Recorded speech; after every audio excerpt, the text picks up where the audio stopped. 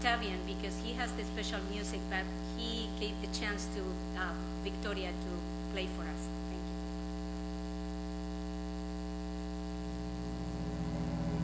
Thank you.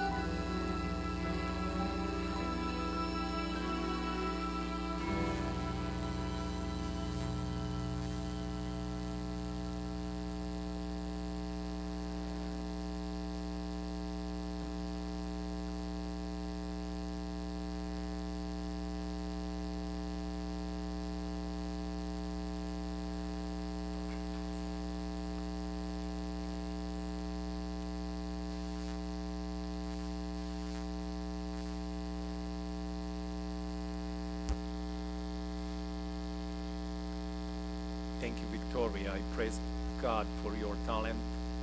Music is so powerful, and it can elevate your thought to the most noble thoughts about Christ, or it can take you totally in a different direction.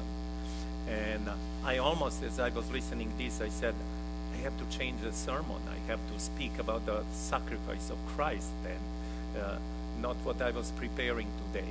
May God bless you. May you always use the talent that God gave you to glorify His name.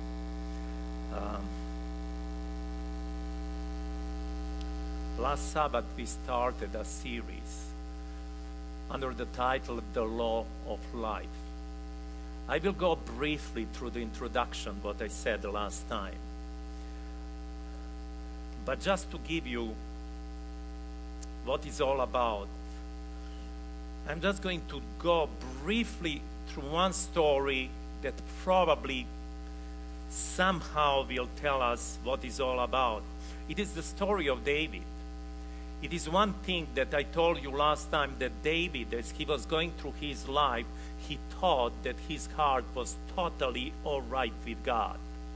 And even he would write the things that they were so amazing that he would say, I will not put anything evil in front of my eyes. I think only about the thoughts that they are my, David writes, my thoughts are your thoughts, oh God. And then he goes through such a tremendous experience. And I'm thinking that even if God would come to him at that time and tell him, David, listen, you are an adulterer and you are a murderer, David would say, what are you talking about? It never crossed my mind. So this is why in Psalm 139 he's going to say, search me, O God, and know my heart. Because many times we deal with the things in life and we go through life not knowing why we are doing and thinking that we are okay, but when the crisis comes, we fail terribly. So this is why we will go to the root of the problem. It is a long series. I'm going to speak today, then we are going to have 3 Sabbaths break. We will not go through this series, then we will go back through this series. The reason for this is because we are having some other things and some guest speakers who are going to be here with us. Another reason is because I'm not going to be here next weekend. And there is an evangelistic series in my previous district, and they asked me, they said, since you know lots of people in the community and a number of people, could you please send them a message? So I did send a message. And I was waiting. They started last night. I was waiting till last night to all of my friends that they are not Adventists, and all of my neighbors and everybody. And some of them respond, and some they will come and go and listen and all of those things. And then there was a man that I met probably about 3 years ago. At that time, I was doing in one of the venues in the town in Hyannis, I was doing life recovery program. It is based on a Bible, 12-step program like AA, but it is based on a Bible. There is a life recovery Bible that you go through the biblical steps and you deal with the addicts. And the people who would come there, they are usually the drug that is spreading in that area tremendously is heroin, and the people who are terribly addicted to alcohol. And you have people from all the classes. It is extremely wealthy area. It is, to my surprise, I would see people who are who are extremely wealthy people and highly educated people who get into those things. So his name is, so as I sent this message this morning, and I said, I need to share this with you. He sent me email. It was an email message, and he's writing to me. By the way, his name is Joshua. I met Joshua on those meetings, struggling with cocaine, having the wife at that time, young couple, having a child also. She was just in elementary school, and because of their addiction and everything, they were not able. The child would miss so many classes and so many things. Messed life totally. He did have a tremendous desire to change his life. But you know, the grip of this addiction is such a terrible addiction. It is such a deep that he was not able to do anything. So Joshua spent time after time on those meetings. He spent the time privately with me, but somehow he would slip back and go on. And then we talk about these things. We talk about these things, and I give glory to God about these things. Going deep, what is the cause? Not treating the symptoms, but treating the cause. What is happening in his life? And this morning he sent me this message. It was the most beautiful thing that you can receive. He said, "Hello, Pastor John. I received your email today, and I thought I would respond when I got home from the church, but I'm sending you this message now. I sent this picture so you could see," and I didn't want to expose his picture here on the screen, "so you could see a different man than the last one you have met. I have been back in church for a year this week and find the healthiest I have been in about 12 years. I've got 11 months completely sober and serving God. I go to prayer every morning. I go to at least every service door is open. And even though my wife passed away back in March because of overdose, it didn't cause me to sleep at all. Anything and everything that the devil has thrown at me, I've just given to God. I just thought you might like to know what I've been doing and how God has been moving in my life." It's a beautiful message that you can receive. You know, as I was going through this, I said, wow, pray. And I said, I need to share this with you. Because no matter what we are going through life, no matter it is a spiritual struggle, no matter if it is a physical struggle about our health, there is a solution. If we don't treat the symptoms, but if we treat the causes. And now David, I'm going back to him. As he was going through this, in Psalm 32, he comes after all of this experience. When finally it was revealed to him what was deep in his heart, he goes and said, "Blessed is he whose transgression is forgiven, whose sin is covered. Blessed is the man to whom the Lord does not impute iniquity." 3 Hebrew words for sin. It is sin, transgression, and iniquity that encompasses everything that sin could be. Willful sin, or just missing the mark, or anything. That's what encompasses.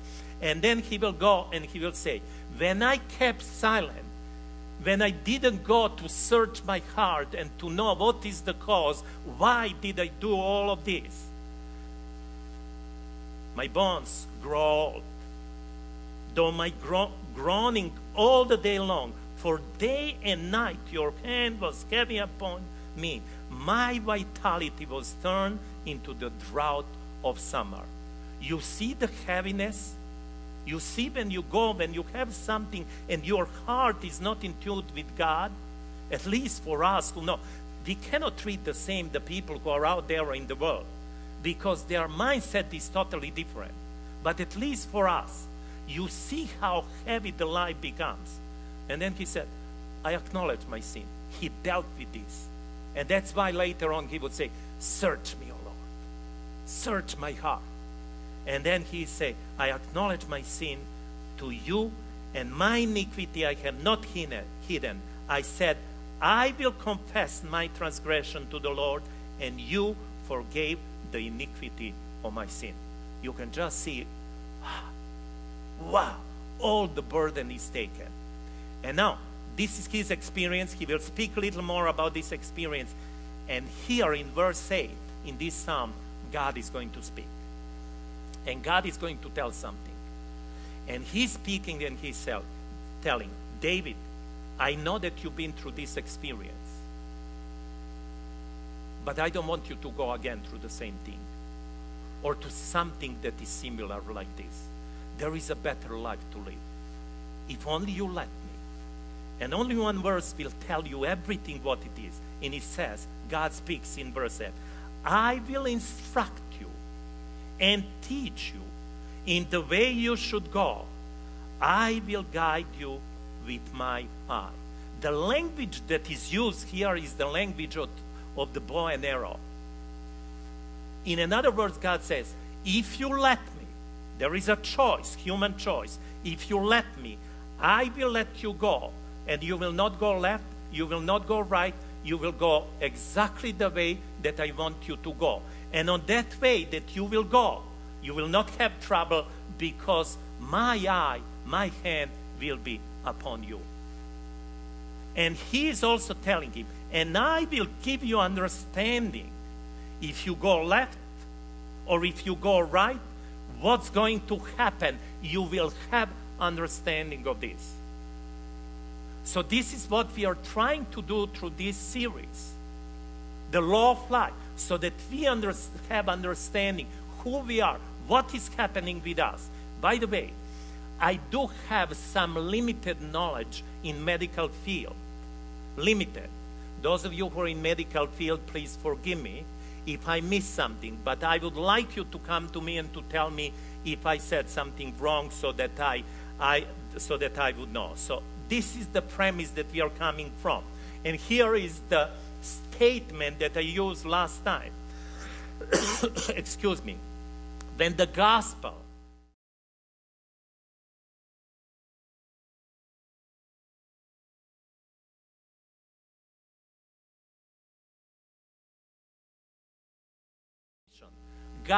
is birth, life, death, and resurrection of Jesus Christ. The good news is Jesus Christ. Gospel equals Jesus Christ. So when the gospel is received, when Jesus Christ is received in its purity and power, it is a cure for the maladies that originated where?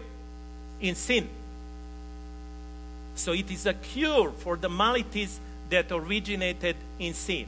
And as I said, in this series, we want to talk about treating the cause, not just the symptoms. And I went last time through many questions. Do you know what the cause of disease is? Do you know what is the cause of cancer, of diabetes? What is the cause of coronary artery disease?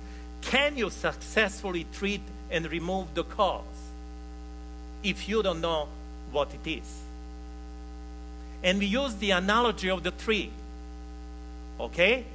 If you have a tree and that tree have bad leaves and bad fruit, what are you going to do? Are you going to remove the bad fruit and the bad leaves, or cut some branches and the problem is solved? Is it going to work that way? No. Does trimming the branches remove the cause? No. To find the cause, you have to dig deep. You have to get down to the roots and find out what is wrong with the sources. If your doctor only deals with the symptoms and doesn't go to the sources, you are going to remove just for a little time, but the problem is still going to stay there. I saw that, and I told you the example from my own life last time. Now, in health, the fruit, oh man, this one does not work well. Last time it was better. Anyhow, in health, the fruit and the leaves represents the symptoms. Symptoms includes aches and pains, fatigue and fever, weakness and chills and the like. Simply taking medications or herbs to remove the symptoms will not fix the problem. They will only hide the evidence of the underlying problem. We have to dig deeper. Now, behaviors, I'm sorry for this. This should stay there. I don't know, when we transfer to that system, it is different. The branches represents behaviors. Behaviors are what support the fruit that you see. If the behaviors are good, it lends itself to good fruit. But if the behaviors are bad, it lends itself to bad fruit. For example, if you smoke cigarettes, if you drink alcohol, if you eat high fatty foods and do not exercise, you will most likely develop bad fruit symptoms over the time. Okay? So, but we still need to go deeper. Roots. Root root represents the beliefs. What we believe. What we believe determines what we do. What we believe about what is gain and what is lost determines what we do or what we do not do. For example, if you think that exercise is beneficial for you, then you will go out and you will exercise. If you believe that work is more important and that is gain to you and you will work overtime, then you're not going to exercise.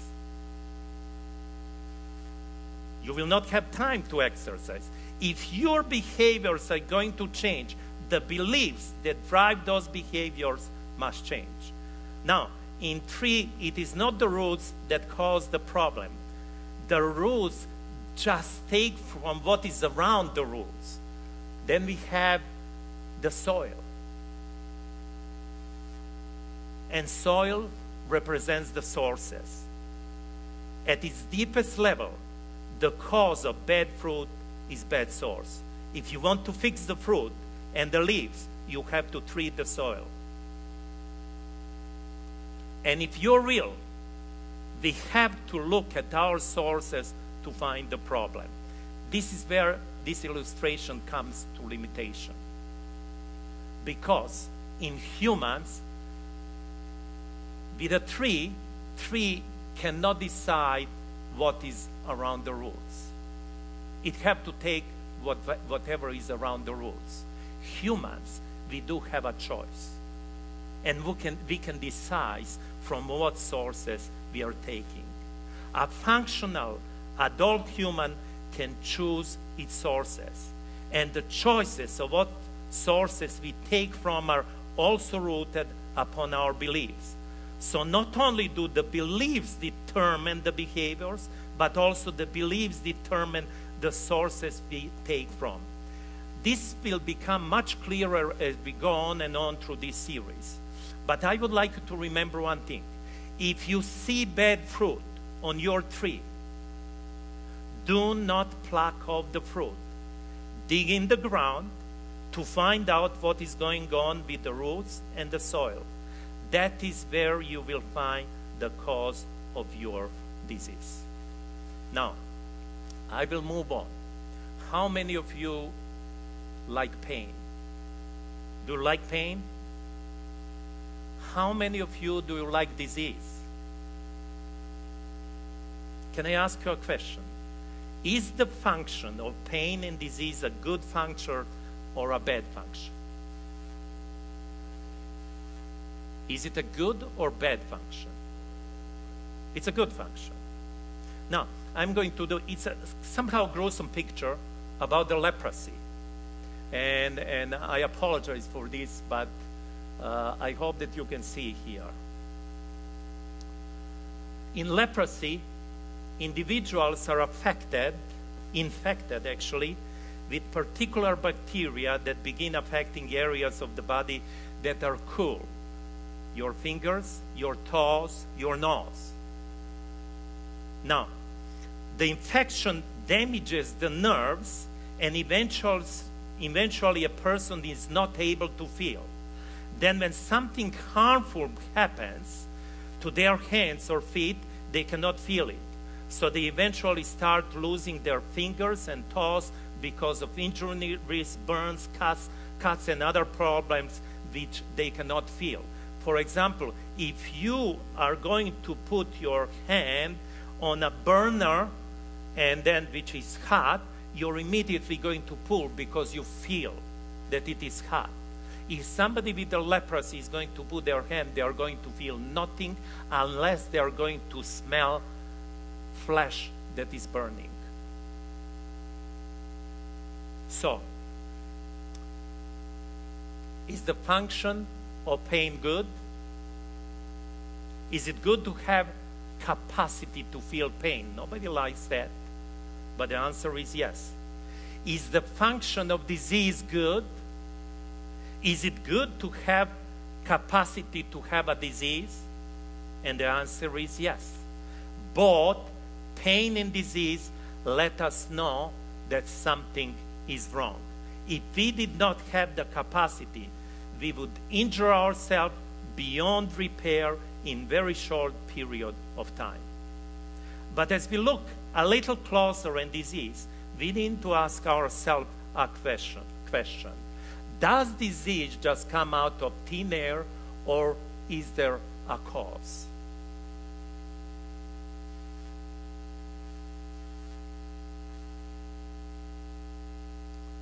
If disease has a cause, what is the cause of disease? In order to help us come to an understanding of this cause, we are going to reason from cause to effect, or from effect back to cause. Very important principle, and you will see this. Now, I'm going to talk about the law of cause and effect, and I'm going to use the example of hypertension, all right? High blood pressure, all right? Okay, now, let me ask you a question. What is the cause of high blood pressure?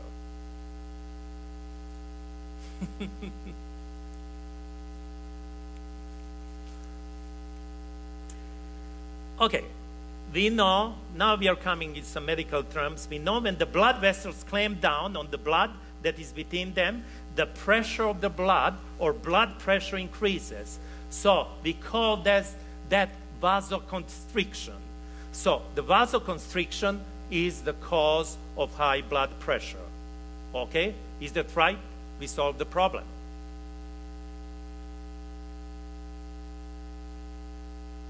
Okay, now, we know also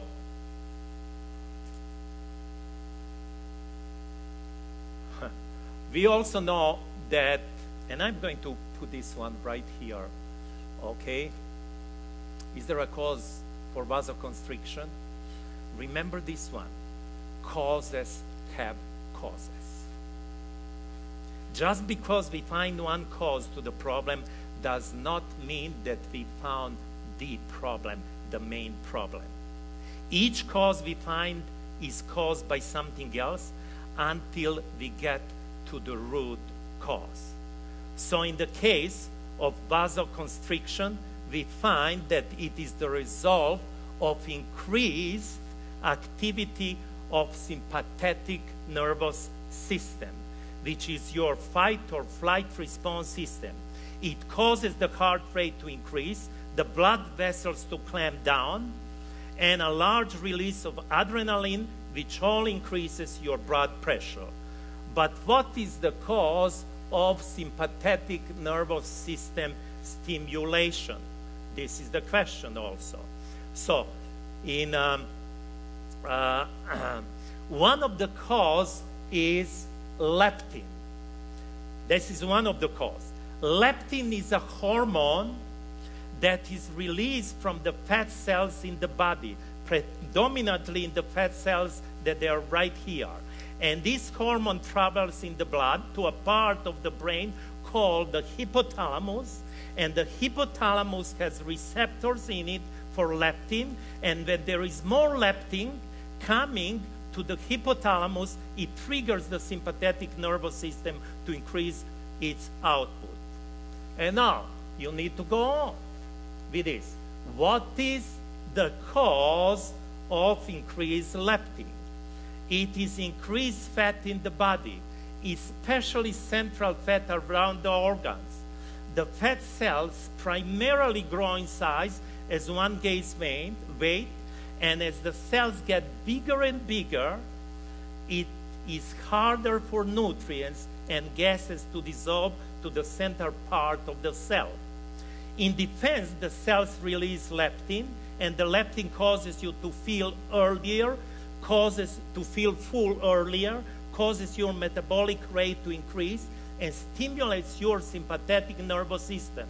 Unfortunately, the early fullness signal and the increased metabolic rate die off, and what you're left with is sympathetic stimulation.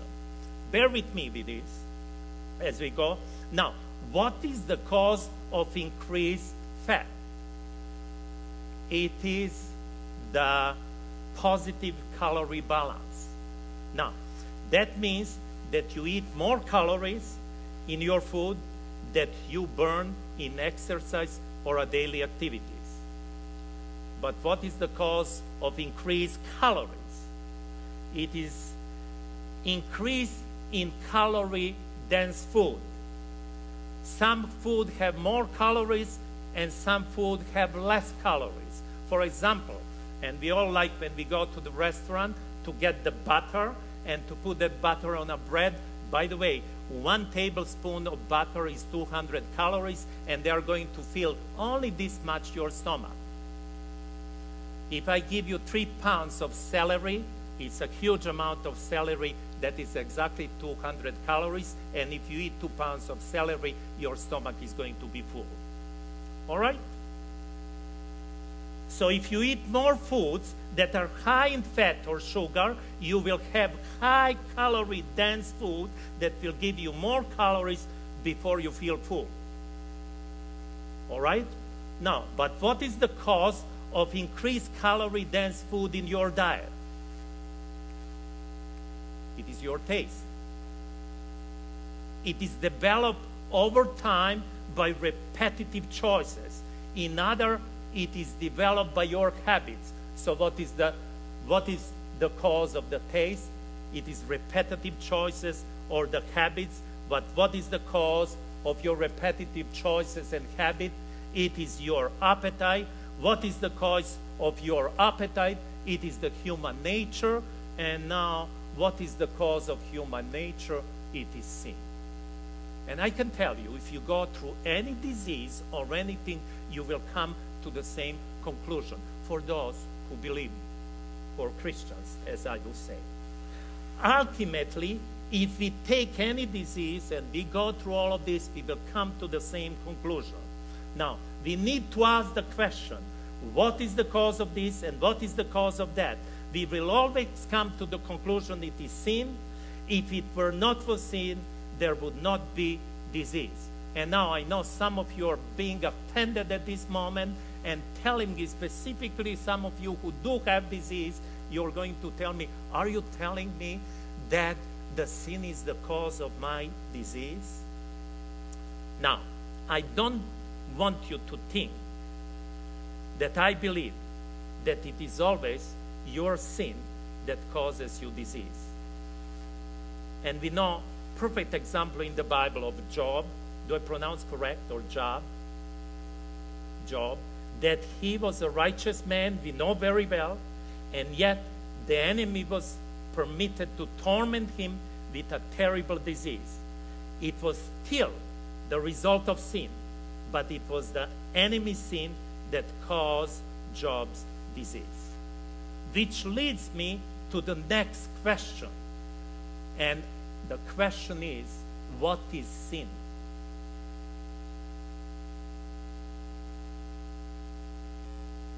And the answer is up there. Sin is breaking the law. John tells us in 1 John 3:4, for sin is the transgression of the law. Now, what law is he talking about here? Is it a ceremonial law, as we know? Is it what law? Because he's using the article, the law.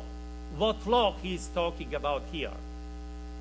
He's talking about the 10 Commandments. Yes, he is talking about God's law. He's talking about the 10 Commandments. Now, what is the foundation of God's law? That's right. The foundation of God's law is love, okay? It is his character. And this is the text that we were reading today in Matthew 22:37-40. You shall love the Lord your God with all your heart, with all your soul, and with all your mind. This is the first and great commandment. And the second is like it. You shall love your neighbor as yourself. On these 2 commandments hangs all the law and the prophets. So, we can see that the foundation of his law is what? Is love. Okay. And now we are going to read something from some statements which are very interesting, thoughts from the Mount of Blessing. And it says, the law given upon Sinai was the enunciation of the principle of love, a revelation toward of the law of heaven. It goes together with Scripture. All right? Now, we find then that disease, in many cases, is the result, I'm going just with the logic, is the result of a love problem. And now there is another quotation which is very interesting, which says, there is a divinely appointed connection between sin and disease. No physician can practice for a month without seeing this illustrated. If he will be observing and honest, he cannot help acknowledging that sin and disease bear to each other the relationship of cause and effect. Okay, this is so true. There is connection between people's disease and sin. It is not so easy helping people to see this relationship. It took me decades to understand this. But it helps to be able to reason from cause to effect. And now I'm going to talk about it. We can reason from cause to effect because there is a law of cause and effect that governs the association between causes and their effects. The law of cause and effect can be simply understood. Every effect must have a cause. All right? Every cause must produce an effect. The cause always comes before or at the time of the effect. All right? The effect always comes after or at the time of the cause. If the effect is present, the cause or its secondary causes must be present. If the cause is removed, the effect must cease. Are we okay with this? And now I'm going to read something that is very, very interesting. It is a message to the mothers, an appeal to the mothers, page 26. The will of God establishes the connection between cause and its effects. Fearful consequences are attached to the least violation of God's law. All will seek to avoid the result, but will not labor to avoid the cause which produced the effect. The cause is wrong, the effect is right. Okay? The effect is never wrong. Are you with me? It is a natural consequence of the law. It is the cause which is wrong and which must be sought out, identified, and removed. It is pointless to deal with the effect only because the effect is not the problem, the cause is the problem. And again, going back to the same premise, treating symptoms in the long run does not want any lasting good. We must search for the cause and remove it, and then the effect will cease. The cause is wrong, the effect is right.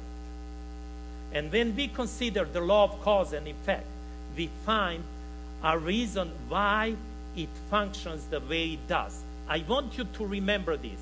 The first three are going to be quite, and we will come through very simple things later on. That's why I know maybe your attention is down now, but if you can just bear with me. Now, the explanation of this comes from one of the laws of thermodynamics. Here is the law. And I want you to remember this law of thermodynamics. All energy necessary for a system to function must come from outside of that system. Please, if you remember this law, it is going to change your life tremendously. All energy, and this is the law of thermodynamics, necessary for a system to function must come from outside of that system. Now, because of this, you cannot produce the perpetual motion machine. All right? You cannot. There is no machine that you can put in motion that will run indefinitely, generating all the power that it needs to continue to function, because it's always dependent upon energy from outside of itself to continue to function as much as people want. By the way, this is in the Chicago Fair. Look at, I'm going to read. I don't know if you can see. It says, oh, let's see how this functions. A ball power wheel, which is supposed to turn continuously because it is always unbalanced, is just one of the many interesting perpetual motion models on the exhibit in the Hall of Science of a century of progress. In spite of the fact that centuries of effort have failed to produce a single working perpetual motion machine, inventors continue wasting time and money on the idea. This exhibit is intended to show in a convincing manner just why it is impossible to construct such a device. Though many of the models run a surprisingly long time, friction eventually stops every one.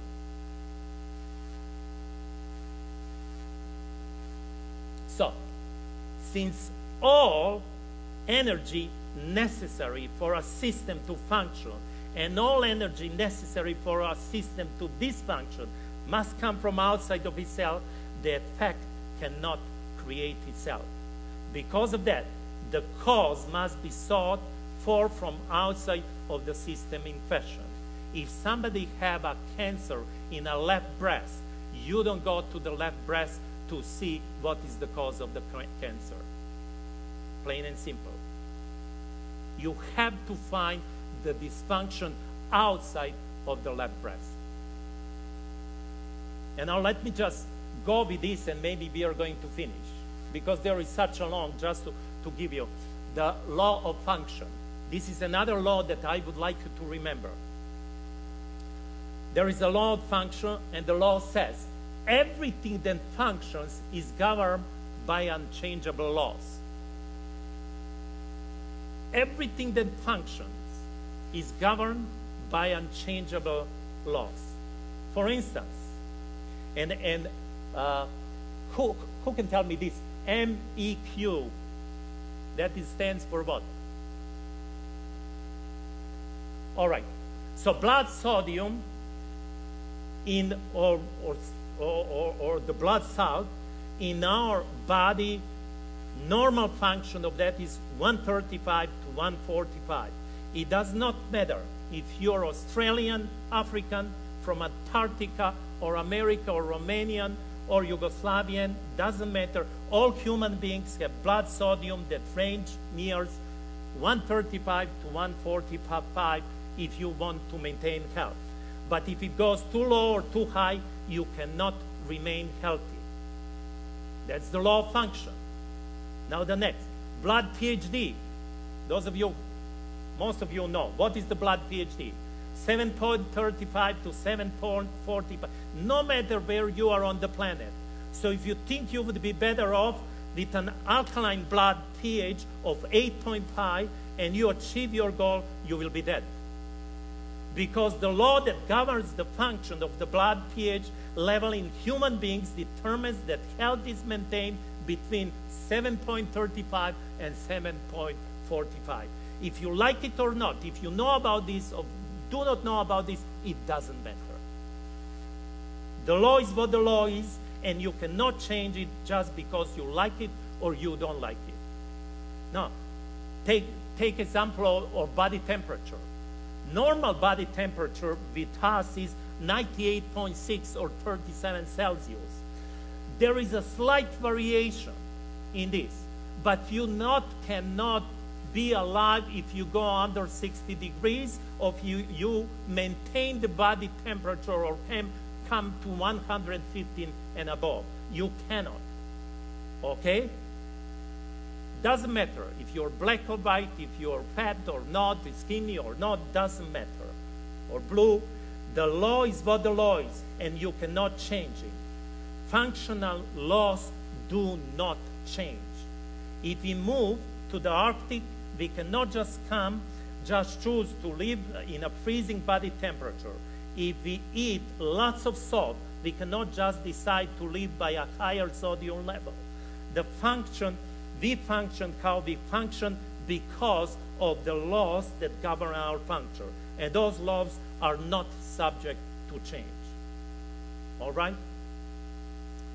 Can you sit another 5 minutes, or I should stop here? Yes. Okay. Now, the road of health. Okay, it's a highway. Just imagine that this is a highway, and you know, if you stay on this highway, you're going to maintain your health. All right? If you go to the ditch on this side or on this side, then it's going to be a problem. Okay? So, now, call it highway not to health, but to health. Highway to health. Okay? Now, what are some of those things that we need to maintain on the road to be healthy? One is oxygen. What else? We need water. Exactly. What else do we need? We need food. We need nutrients. What else do we need?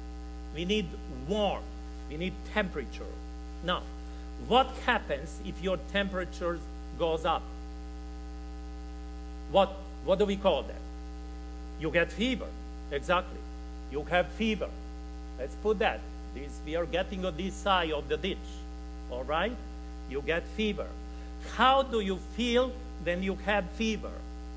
Do you feel comfortable or do you feel uncomfortable? You feel uncomfortable. You develop the symptoms.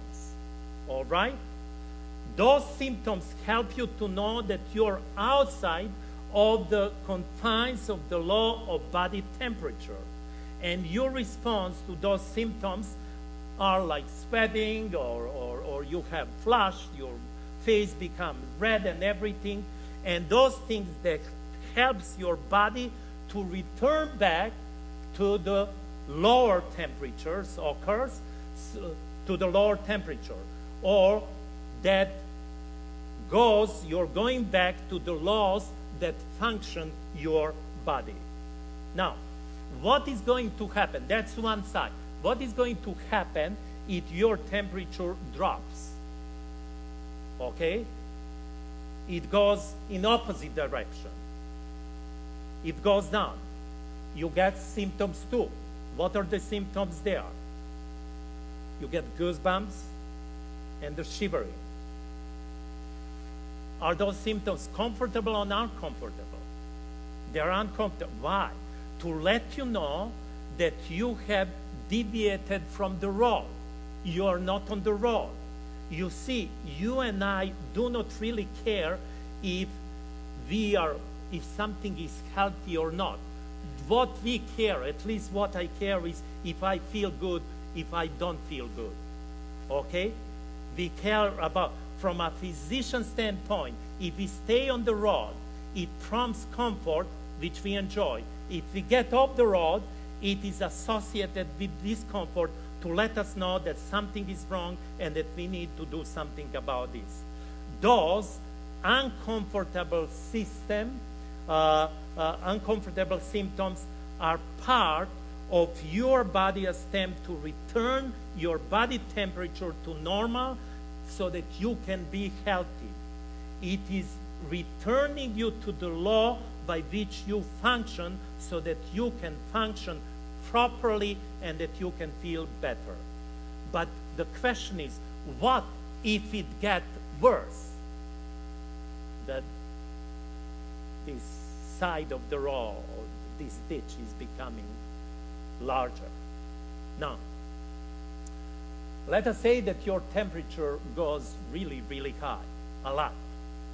Instead of you just having symptoms, you develop a disease, which is dysfunction, like heat exhaustion or like a heat stroke. And now you feel really, really bad. Why?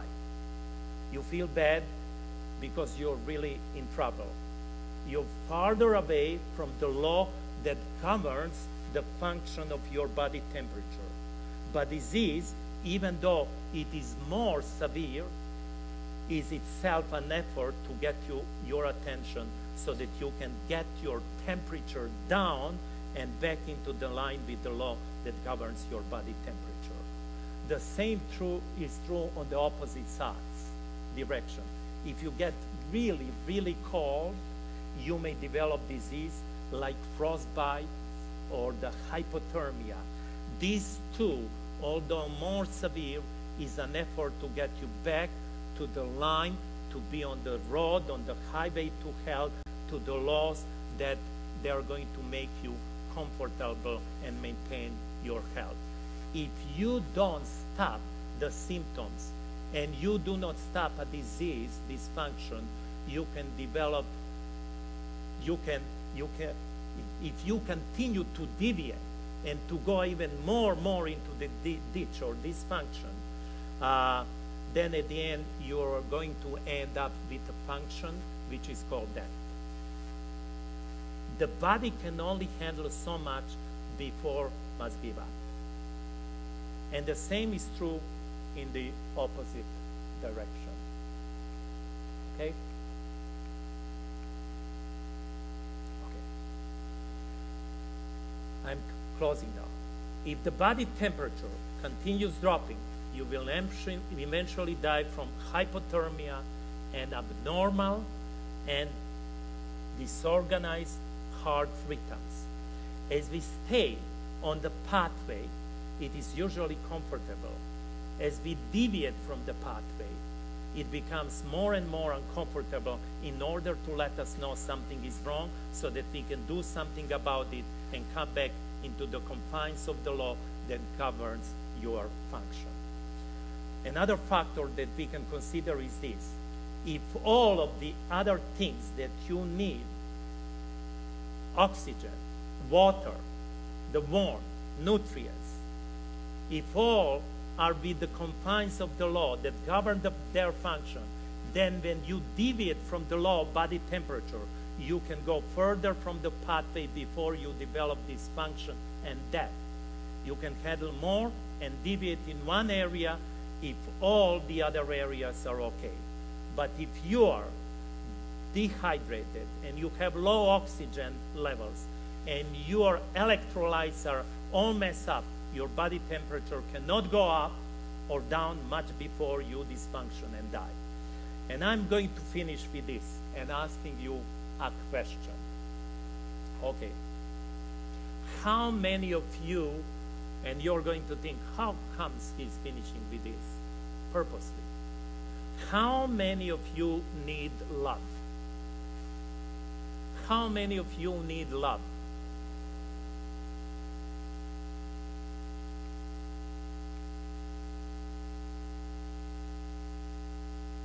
We all need love.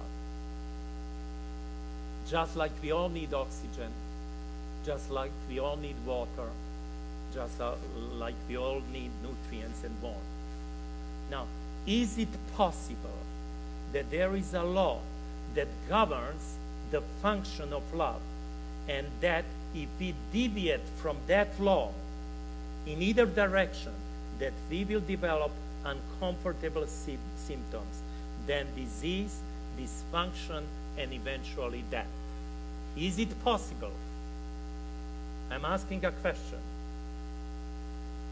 And I propose to you that yes, it is possible. This is why I mentioned that law, which is based on what? On love, which is God's moral law, or the 10 Commandments, which we are going to talk more about that. We will see later how that law governs the function of love. So in this law of life, number one that we went to, we find that health is proper function because the laws that govern our functions are followed.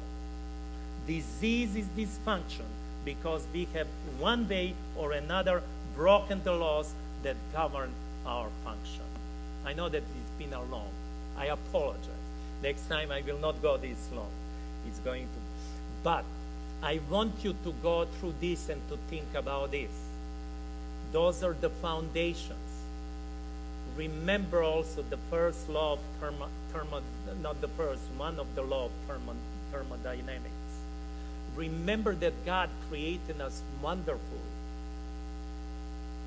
And that everything that we produce or that we are, it has to come from some other system. That, when we come to exactly the 10 Commandments, is going to open to you. I always thought, why God brought the 10 Commandments on 2 stones? I thought as a boy that his finger was too big and it couldn't be on one, so it went on 2 of them. No. There is a specific reason that is connected with all of these laws. It changed my life completely. So think about this. If you need also to go through this again, I can give you the copies. If anybody wants, you let me know so I can do that. Let us now stand and close. Take my life and let it be. Hymn number 330. Take my life and let it be.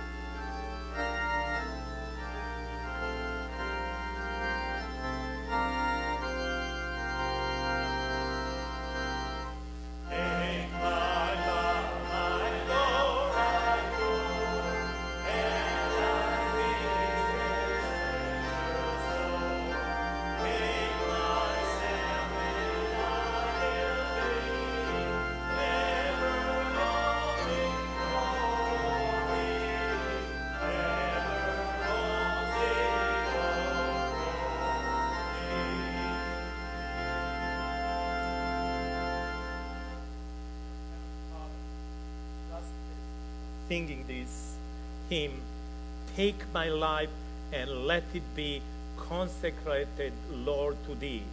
And not just my life, my feet, my lips, my will, my love. I pray, Lord, that we will, as we go through this series, that we would truly, truly say with David, search me, O Lord.